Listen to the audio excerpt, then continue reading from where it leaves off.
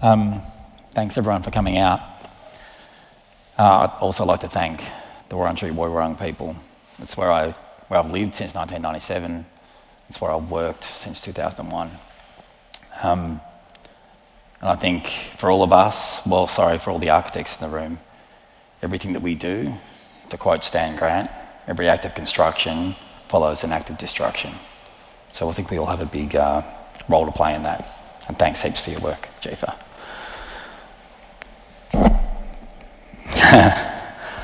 So I can talk about architecture all day, every day. I've been strangely nervous about this conversation. So thanks heaps, Furman, for having me here. And I guess it's because I can't hide behind the work of my talented team and show beautiful photos taken by great architects. Instead, I've got to talk about why I'm here. So anyway, bear with me. I guess I'm an architect by accident. I'll come into that in a minute and tell you how I got there. And there are a number of kind of forks in the road that got me to where I am. And I don't know what it looks like from the outside, but often it's uncomfortable and it's hard. And I turned 50 1 year ago, and I feel like I'm running out of time. And Niall, if it feels like I'm pushing Fisher Paykel into carbon neutrality too fast, it's because I feel like we don't have enough time. And I feel like, the sand is kind of slipping away. Sorry, I'll try and be more hopeful as I go on. All right. So anyway, please bear with me. This is imperfect, and thank you, Marcella, for your help putting this together. My parents were hippies. I was going to start with a photo of them naked, at a confess, but it was probably my mum didn't come tonight because I think she was a little bit nervous about that. Beautiful people. My grandfather was a communist. My father was, thought of himself as a socialist. He was a conscientious objector. My mother was a nurse. They gave a lot, and I remember times as I was growing up, when they chose to give a lot, which would sometimes kind of drag us out of the house into strange situations. So when I was 4 years old, we were living in Albury. I was born in Albury, not in Melbourne. When I was 4 years old, living in Albury, my dad ran a homeless shelter for, people that were homeless. And I would spend time there as a 4-year-old, meeting, old men that were experiencing homelessness. And what I discovered was that they were often very kind men. One showed me how to make a bow and arrow with a couple of sticks and some string. But they were just men and no one to be feared. My parents, they were very busy. They were always doing things for the broader community, which set a great example for me. And then as I grew up in the 80s, it also meant that I had a lot of time on my hands. Again, I remember when I was about 4, I don't know what my mum was up to. We were living in the country outside of Albury in a place called Bethanga, a beautiful country town. And I remember just kind of wandering off into the field and going down to the river with nothing on but my gumboots.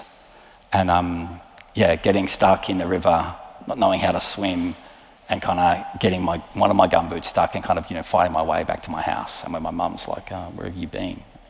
Anyway.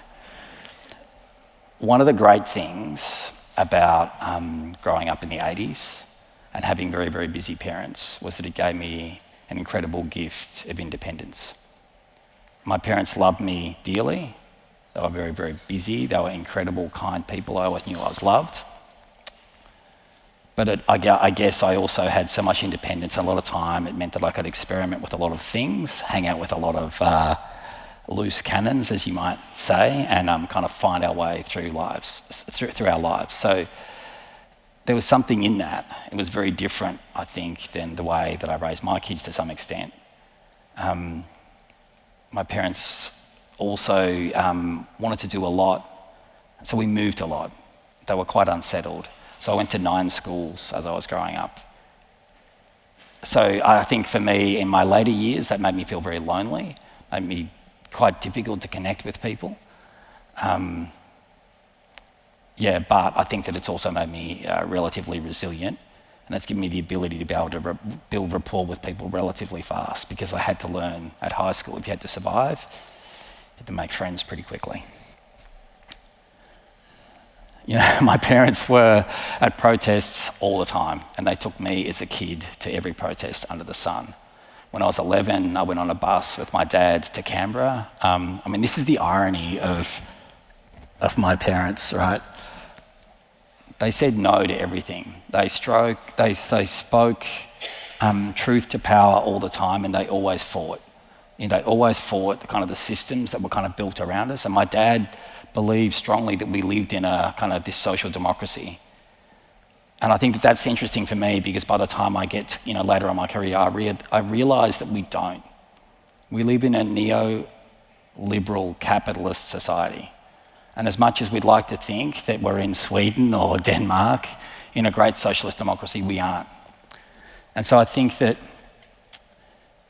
and I'll tell you this story now because I didn't realise the madness of it until more recently, until I got involved in housing. But when I was 11, my dad got a bus and he got a whole bunch of public housing residents from Footscray, and I went on the bus and we went to Canberra.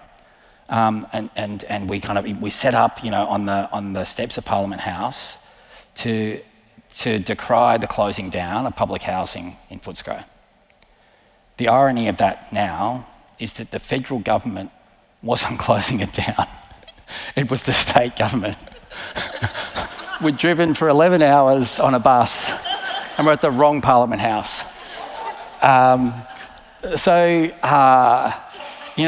Hiroshima Day, my dad would take me out and we would spray paint shadows of fallen women and children on the corners of Ascot Vale and Moonee Ponds to a whole bunch of people that didn't know or didn't care. And did it help the people of Japan? I wonder about that. Did it change how people thought about nuclear disarmament? I don't know. And so I think that this was an interesting time for me to be involved in all of that, to watch my parents working so hard in all of these things, and to think about, did they actually have agency to change the outcomes? This is a guy called Pat O'Brien. When I was 15, we moved to a little town called Malden in central Victoria. I went to Castlemaine High School. Castlemaine in, whenever that was, 1986, is not the Castlemaine of today, I can tell you. I was not welcome in Castlemaine then. And then I found a crew of older kids. I joined a punk band. I got a mohawk, and was hanging out with older kids, getting into way too much trouble. And I wasn't going to school. This man was a friend of my auntie's, and he was watching me just devolve my own life before his eyes. And he asked me if I could come and work for him because he was very busy. So I went to work for this guy, and he always told me he was busy and he wanted me to work on Saturday mornings. I had to start really early on Saturday mornings, right? And then he wanted me to work on Sunday mornings. I don't know why he wanted me for Saturday and Sunday, but I was really hungover on Saturday mornings and really hungover on Sunday mornings. Anyway, I kind of needed the money, so I kept on going. And then after a while, we built this friendship, and I actually really enjoyed spending time with him and his wife. They welcomed me into their family. They made me feel like I belonged. And he said, you've got to choose whether you're going to drink or whether you're going to work with us. And so I chose not to drink and stay with him. And then as I worked there, I was always complaining about Malden and Castlemaine and how boring and crap they were, and there was nothing good. And eventually he said, that's enough. Stop talking about it. Stop complaining about it. Either you're going to do something about it or you're going to shut up. So I said, well, what can I do about it? I'm a 15-year-old kid. And anyway, it's Malden, right? So he calls the local councillor. Kirsten, you might recognise this name. Jock Kamini was the councillor's name. Kirsten did some beautiful amenities block, which are called, I think, the Jock Kamini Memorial buildings. And he called this councillor, and this councillor answered the phone, and he said, I've got a kid who's tearing himself apart in this town because there's nothing to do. Can you meet with him? And he says, yeah, sure. And so I met the local councillor, and I pitched to him the idea that we're gonna have an event, we're gonna have a gig. And I'm really sorry about this. Like, I was 15, so it was called Dance Zone.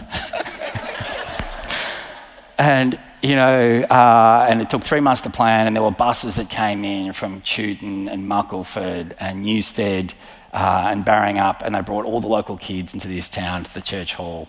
And and there was some live bands playing there, and it was relatively unsuccessful, but it was kind of great. And what it taught me was that you can complain about something or you can do something about it. So anyway, this guy kind of changed my view about, do I protest or do I do something? After that, I was still relatively kind of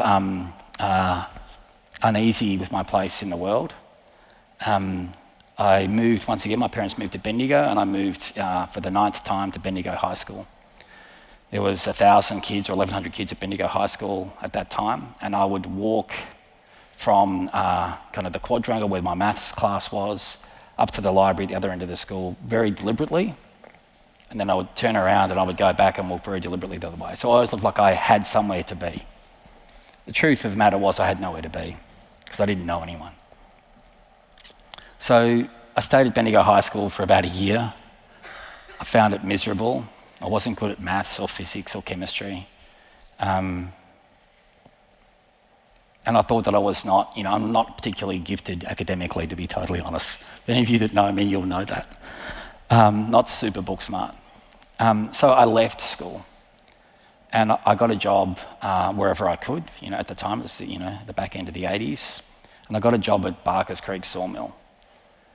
And it was the most horrific experience of my working life. And I'd worked at Castlemaine Bacon for 2 weeks, and that was pretty bad. The way that this guy treated his staff and treated me, it was unbelievable. The working conditions were horrific and dangerous. And I stayed there for 9 months. And I don't know why I stayed there for 9 months. I think that this particular boss degraded me so much that I felt like I didn't have the power to leave. And when I did finally leave, it's because I went there at 6:30 in the morning and I was sitting at the front of the gate, and for some reason the boss decided that he wasn't coming to work that day. And he'd called all the other staff, but he didn't bother to call me. So I sat out the front at Barker's Creek after I'd been dropped off in the morning and sat there for 3 hours, realising that I was so insignificant in this guy's life. He didn't even call me to tell me that the sawmill wasn't going to be open that day. So I walked back across the hills from Harcourt, to get back home. It took me about 3.5 hours. And I decided, fortunately, to go back to school. The gift that this place gave me was that it taught me what hard really, really was.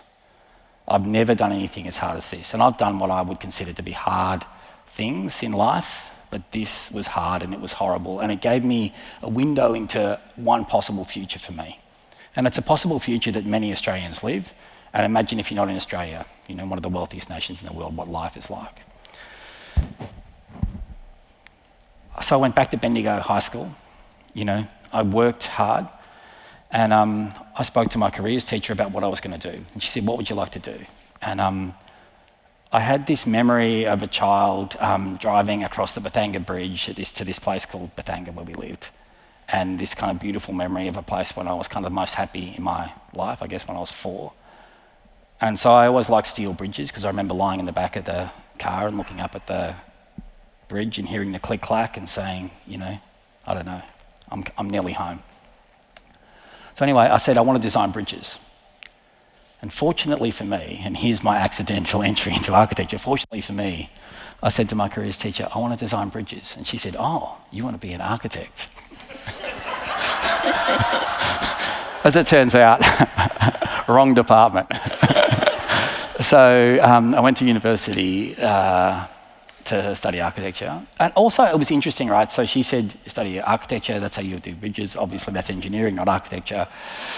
And I'm filling out the forms about which university you go to, and this guy randomly turns up at Bendigo High School from the University of Tasmania to talk about this incredible place in Tasmania to study architecture.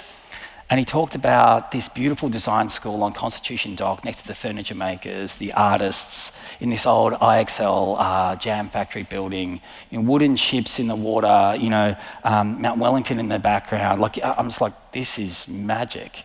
I'm going there. So I enrolled at the University of Tasmania, in 1989 to go to university. And when I got there, apparently there's 2 campuses in Tasmania for some reason. One is in Hobart on Constitution Dock. The other one is in Newnham in Launceston. I don't know if anyone's been to Newnham in Launceston. Dan Moore, you've been there. It's terrible. It is a terrible place. It's kind of near the old horse racing track. Anyway, I go to university there, and it's a terrible building. It's a terrible campus. But it's filled with this ragtag collection of destitute architects that have fled the real world and gone to Tasmania. And they're kind of, some of them are mad, but a lot of them are kind of politically active, and they're interesting people. And some of them really care about sustainability. And there was this one old English guy called John Hall who loved building physics. And he was like this old science teacher, and he taught me building physics. So I'm Jeremy from Breathe Architecture, and I'm happy to tell you I failed second semester building physics under John Hall at University of Tasmania. And then I had to go and do it again. But now I understand how it works. While I was in university, I had my first child, who's here tonight. Thanks for coming, Matt. So I was 20 years old when my first daughter came along. I was 22 and a half when my second daughter came along. And I was 23 when I got my first vasectomy, and my only vasectomy. And I'm happy to say, for that doctor, youngest customer ever. And he said to me, but what if you want to have more kids later? I'm like, I've already got 2, that's enough. So I had 2 kids. I was at uni. It was hard. Like I had a job working in a kind of restaurant Saturday and Sunday, and then I would work in this pizza/hot dog place at night time with this mad pizza guy that would play death metal.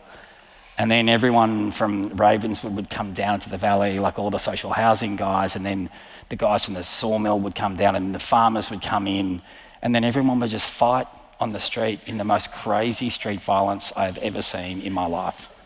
And then lots of people would sit, and after Sydney went one way, Hobart said, oh, that's the cool thing that capital cities do, that you make all your streets one way. So then Hobart made all its streets one way. And then Launceston said, hang on a minute, if Hobart's going one way, we're going to make our streets one way. So Launceston's this tiny little town with 4 lanes of one-way traffic. So you want to go anywhere in Launceston, you've got to drive like 16 blocks that way, 4 that way, and another 8 that way. It's crazy. So anyway, and then Devonport followed Launceston, crazy. Anyway, on Saturday nights, everyone would do blockies around Launceston in their cars. Anyway, it was a strange time, but so I would work in the cafe from about 8 in the morning till 5 at night. I would go home, I'd get a bit of sleep, then I'd go to Buster's, was the pizza place, and then I would work at the pizza place till 5 in the morning, and then I would go and try and get some sleep, and then I would go back to the cafe at 8 in the morning, then I'd work till 5, and then I'd go and get a couple of hours sleep, then I'd go back to Buster's, and then I'd work till 5 in the morning again. Because working in an architecture office, which was also my third part-time job, I got paid $5 an hour, because that's what you did to get work experience. So I didn't get to see my kids much. So, sorry, Mats, So, yeah. So, anyway, I'm showing you this photo of this guy called James Jones. He was my 3rd year architecture lecturer. And what he taught me was that you could do many things at once, and you could be a great architect. You could have a big idea and execute on that, and you could be kind and you could be strong at the same time. So this guy, he didn't tear his students apart. When they were doing all-nighters, he would come in and bring them like fresh orange juice. He'd try and feed them and tell everyone to go home. And so when I teach, I think about this guy, James Jones, and how he changed the trajectory for me through kindness and strength. When I left university, I came to work at SJB. This is not an SJB building, this is Nonda Katsoulitis building. But I came to Melbourne and I worked at SJB. And what was interesting at my time at SJB is that I couldn't see that the grass could have been greener if I'd stayed to water it. I got there, Charles Justin and Alfred de Bruyn, who's here tonight, took me under their wing and they mentored me. Like, they really mentored me. I still had the scale rule that Alfred gave me until very, very recently. And I left after a year because I'd seen Nonda's work, I saw St Leonard's getting published, I saw Melbourne Terrace getting published, and it just looked so big and so incredible, and I wanted to be there. And so I went to Katsoulitis because I wanted to work at the Starchitect place. When I interviewed, there was 8 people there. Like 3 weeks after I started, there was 25 people there, and by the time I left, there was like 75 people there. And interestingly, at my time at Katsoulitis, I could never get up the food chain because people like Nicky Drobus worked there. Really brilliant people who were much better architects than me, and I could never be the fish that was big enough to swim in that pond. Whereas at SJB, Charles and Alfred made the time to mentor me. And at the same time, there was a student working next to me called Adam Haddow, and they were mentoring him. He now runs their Sydney office. He's the director there. He just won like House of the Year last year. He's the most incredible architect, and mentored up and supported by the entire kind of SJB team. So to the kids out there, sometimes look around where you are and, is the grass greener when you stop to water it? My time at Katsoulitis, like, Nonda was an incredible designer, but the thing that I learned from Nonda was his incredible entrepreneurial spirit. Melbourne Terrace was brilliant, not because he designed it, but because he put together this crazy funding model and bought it and developed it himself. And if you want to know how crazy it looks, go and have a look at Melbourne Terrace now. And at the time, it was unbelievable. So this was 6 levels. Then he did it again with Republic Tower, which was 33 stories. And I remember being like just watching the madness at Katsoulitis when Nonda was trying to fund that project basically off the back of his credit card, and how they were shuffling money and building a 33-story building. And just recently I found out how they funded that, and they got Multiplex, the builder, to help fund the senior debt. Like, the whole thing is so mad, it's impossible. Then they wanted to build Eureka Tower. So Nonda taught me that you can do anything you want and you can have incredible agency, because he was frustrated by the development industry, and he just rolled up his sleeves and he found a way to get the money and get it done. What Carl and Bill Gutierrez taught me, again, was about kindness and how kindness builds loyalty. So, early in my time at Katsoulitis, my first partner left me and I fell to pieces. So you can see I'm an emotional guy. And Carl and Bill didn't sack me because I wasn't performing in my job. They just came and supported me and asked me if I'd like to go on a holiday. Can we send you on a holiday? Because we don't want to see you around the office looking so miserable. So again, like the crew at Fender Katsoulitis, absolutely incredible. And then I met this woman.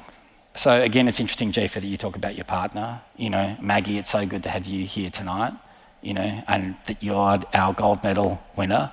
And we know that, Peter, it was all possible, with you.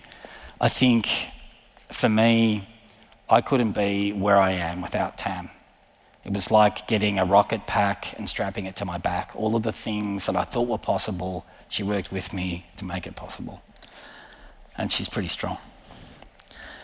So, after 4 years at Katsoulitis, realising that I was never going to be as good as Nicky Drobus, and I didn't quite fit. I had a little post-it note on my drawing board that said service and discipline, to remind me every day to use as much self-discipline as I could to do the very best I could. And I worked really hard there, but I just wasn't great, to be totally honest.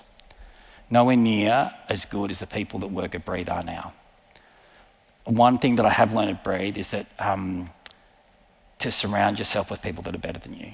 And so I've got a team of incredible people that are all really, really good and kind of subject matter experts. And obviously I got Tam.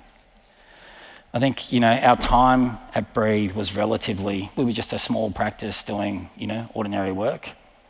And then in 2004, I met this woman, Mariana, who's here tonight. So Mariana Hardwick is a wedding dress designer, But again, like Nonda, she was driving past this building in Sydney Road one day. She got out of her car, she went in there, she liked it. It was called Computer City. Anyway, she bought it because she liked it and she trusted her intuition. What's that? With no money. That's right, she bought it with no money. And then she came and spoke to us. She got some plans drawn up, but she came and spoke to us about what can we do with this. And so what Mariana wanted to do was to build her wedding dress emporium, but she wanted to give back to the street. She wanted to give back to the city. And so she taught me about how to engage with the council and how to be super bullish. Again, I guess like that, engagement with Jock Kamini way back when. So Mariana and I worked together and we brought in, some other old names like Nonda Katsalides, because he needed a wedding dress because he was getting remarried. So Nonda agreed to come and help us. And a guy called Mark Dundon, who ran the local cafe, who's kind of like the godfather of third wave coffee here. There's a whole other story in Mark Dundon.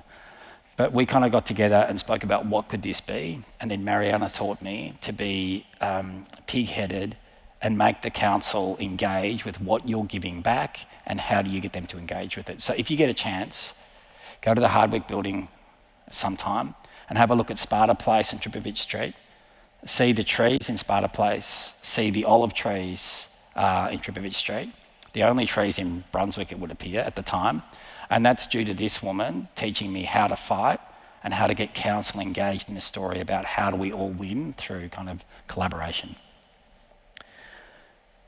Mariana and Nonda, basically what these people taught me is that my choice is to complain about what developers are doing to our city or roll up our sleeves and do something about it. So Tam and I spoke to 4 of our friends and we bought the site that became the Commons. And when we did that, we took a lot of financial risk to do that, but we wanted to drive a different trajectory through there. What was interesting for us about the Commons was that we started at thinking the answer to housing affordability, sustainability, community was through design and construction, which was kind of true. But what we also found out through that was actually form follows finance. You have to control the purse strings. And the strange thing about the Commons was that I hated it when we finished it. It was okay, but there was lots of things that, I was embarrassed about. We lived in the Commons for 7 years and it was magical. It was the most incredible place. So I think that the most successful thing about the Commons was actually the people that moved in and how that worked. Off the back of the Commons, we realised that we couldn't do it alone, and that the way to kind of really rally change, kind of in the role of my parents and some other advocates in our community, was to bring everyone else on the journey with us. So we decided that we would take all of our learnings from the Commons, wrap in some financial smarts around it, which is what Charles Justin and Nonda Katsalides had taught me, and we would build a financial model to go with our ideas around construction and design. And that became the kind of Nightingale manifesto. We then established a not-for-profit organisation off the back of that with the help of Michael Roper, James Legg, Claire Cousins, 6 Degrees, and we thought about how we would then take everything that we'd learned from those buildings and try and get other architects to kind of take this Nightingale vision into the future. To try and close it up, Furman, I asked myself what I wanted to get out of this tonight. And I think that the big thing for me was that I wasn't built to be an architect. I think that, in a large practice, I wouldn't be great. But somewhere along the way, I found what I am good at. And then I surround myself with other people that have other skill sets. We're all better together. And this incredible city that we're in, some of us beforehand were talking about Stuart Harrison and how he welcomed me in as a practicing architect in this city and made me feel like I belonged here and how important that was to me. And then Nightingale was made possible with a whole bunch of other architects and the Robin Boyd Foundation supporting us and doing something that I think has been more powerful than any one of our buildings. And obviously all of it was possible because I had someone helping me to be able to do that. I think I've had to decide I've been on National Council, Institute of Architects. I've been thinking about our role in society as architects. And I think that there's this kind of romantic idea, this idea of the, Western canon, as you'd put it, Japheth, that, historically architects are just rich gentlemen drawing houses for other rich gentlemen. And we are at a different time in the world. We're at a time of climate crisis. We're at a time of kind of massive social injustice. And I think we've got to work out who we want to be. And I think that the gift that my parents have given me is a very clear set of values. The gift that my architectural education has given me is a set of tools to be able to design solutions to those problems. And so I think for me, that as a profession, and what I'd like to share with you is I think that we've all got the choice to be both architect and human. Thank you.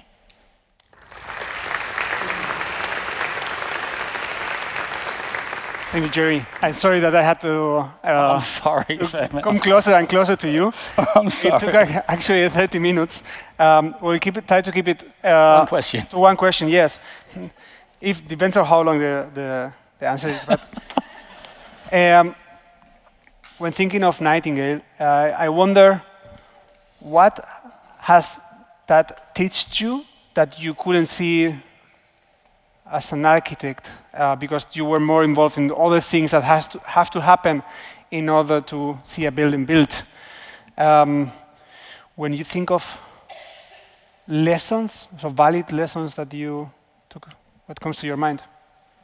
I think it's interesting walking around Nightingale Village now, or the Anstey Urban Village Precinct, where a number of Nightingales have been finished, and to see residents there engaging with each other, how our buildings sit on the street, and how people don't just engage within their own communities, but within the broader community.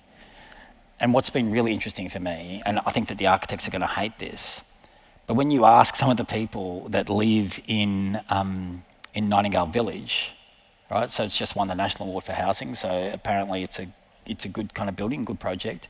But when you ask some of the residents who was the architect of their building, they say Nightingale. So what's interesting, Furman, is that the community, the place where they live, the people around them, and often they'll say they came for the architecture, but they stayed for the people. So it's interesting, this idea of humanity, and that we all think that, how something looks or how we detail it is so important. But sometimes it's the little things, right? It's the seat out the front, or the place where people get to meet each other. And just by providing, again, to Jeff's point about, do you need to build anything at all? I think one of the incredible things about Nightingale is through the information sessions, talking to all the residents, they get to meet each other before they move in. And so, I don't know, Fem, and maybe we should build less and just find a less carbon intensive way of getting people together. I don't know. Oh, there are so many good topics to talk about. I hope we keep them for the round of discussion, and we discuss them together. For now, Jeremy, thank you a lot for your talk. We are going to enjoy a 30 minutes break. Thank you. Thank you a lot.